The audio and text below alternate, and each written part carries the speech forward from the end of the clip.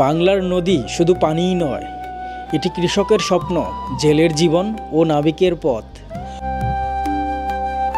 নদীর গতি থেমে গেলে থমকে যাবে বাংলার জীবন, তেমনি হারিয়ে যাবে ইতিহাস, হারাবে ভবিষ্যৎ। বন্ধুরা, এমন একটি অভাগা নদী সম্পর্কে আজ আপনাদের সাথে শেয়ার করব। নদীটির নাম ধলেশ্বরী। ধলেশ্বরী নদী বাংলাদেশের উত্তর কেন্দ্রীয় অঞ্চলের একটি গুরুত্বপূর্ণ নদী,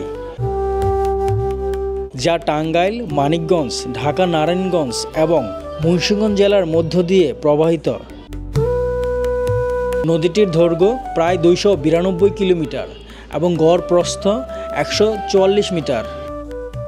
আসসালামু আলাইকুম বন্ধুরা, কেমন আছেন সবাই? এই মুহূর্তে আমি আছি বাইরা ধলেশ্বরী নদীতে। খুব সুন্দর একটা প্লেস, মনোরম একটা প্লেস। এখানে বন্ধুরা দেখছেন, যদিও ধলেশ্বরী নদীটা এখন তার সেই যৌবনটা নেই, সেই জোয়ারটা নেই, পানি নেই। এটি যমুনা নদীর একটি শাখা হিসাবে উৎপন্ন হয়ে নারায়ণগঞ্জের শীতলক্ষ্যা নদীর সাথে মিলিত হয়ে মেঘনা নদীতে পতিত হয়।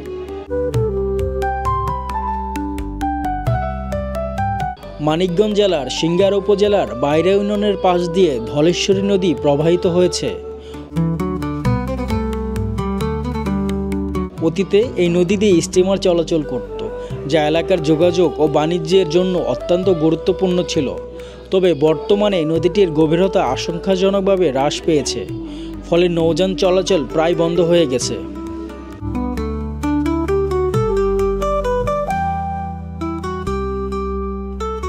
(1910 থেকে 1914 সালে ব্রিটিশদের মানচিত্রের তথ্য অনুযায়ী ধলেশ্বরী নদী দিয়ে বড় নৌকা, স্টিমার, লঞ্চ, জাহাজে নিয়মিত বাণিজ্যিক যোগাযোগ ছিল। নদীটির গতিপথ ধরে মানিকগঞ্জ হয়ে রংপুর, কুচবিহার পর্যন্ত বিভিন্ন নৌযান চলাচল করত।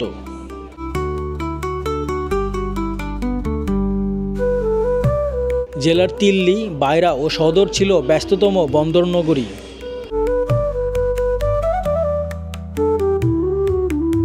এছাড়া মানিকগঞ্জের জনসাধারণ লঞ্চ ও স্টিমারে ঢাকা, নারায়ণগঞ্জে নিয়মিত যাতায়াতের ক্ষেত্রে এই নদীপথের উপর নির্ভরশীল ছিল।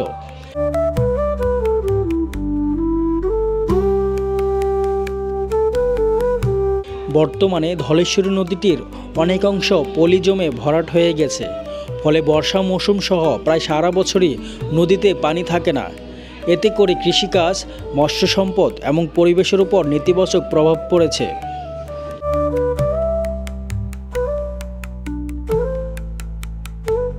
স্থানীয় কৃষকরা পানির অভাবে 3 ফসলি চাষের পরিবর্তে ভুট্টা, তামাক ও সবজি চাষাবাদ করতে বাধ্য হচ্ছেন। এর ফলে চাষাবাদের রাসায়নিক সারের ব্যবহার বেড়ে গেছে, মাটির উর্বরতা শক্তি দিন দিন কমে যাচ্ছে। ধলেশ্বরী নদীর এই অবস্থা থেকে উত্তরণের জন্য নদী খনন, রক্ষণাবেক্ষণের উদ্যোগ নেওয়া প্রয়োজন।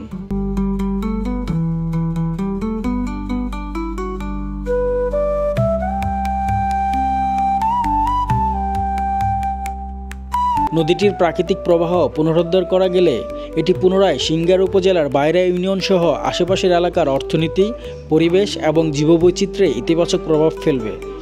প্রিয় ভিউয়ার্স, ভিডিওটি যদি ভালো লেগে থাকে অবশ্যই লাইক, শেয়ার, কমেন্ট করে পাশে থাকবেন। আর এরকম ভিডিও নিয়মিত পাওয়ার জন্য অবশ্যই চ্যানেলটিকে ফলো দিয়ে রাখবেন। ধন্যবাদ সবাইকে।